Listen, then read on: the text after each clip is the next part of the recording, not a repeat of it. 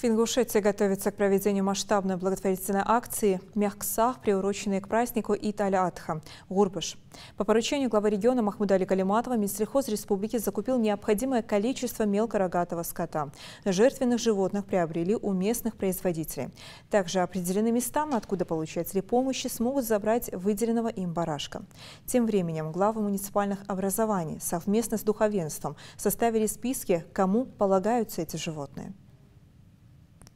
В соответствии с поручением главы Республики Ингушетии, Минсельхоз Ингушетии готовится к проведению республиканской акции благотворительной по раздаче мелкого рогатого скота для проведения религиозных обрядов в преддверии праздника Ит-аль-Адха.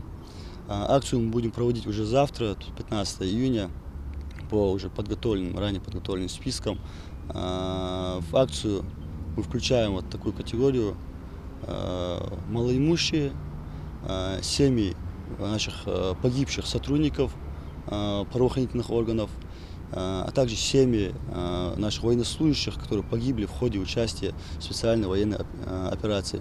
Для удобства жителей, для удобства проведения акции мы подготовили две точки для распределения мелкого рогатого скота. Это у нас одна точка сельского поселения Нестеровская, это территория ГУП Нестеровская.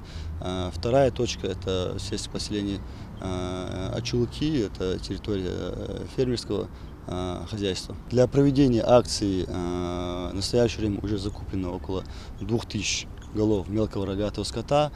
Закуп у нас происходил за счет средств Национального фонда развития Республики Ингушетия. Благодаря главе Республики Ингушетия данная акция стала уже вот такой доброй традицией. Мы ее проводим ежегодно. Такие же подобные акции мы проводим и в преддверии священного праздника к окончанию священного месяца Рамадан.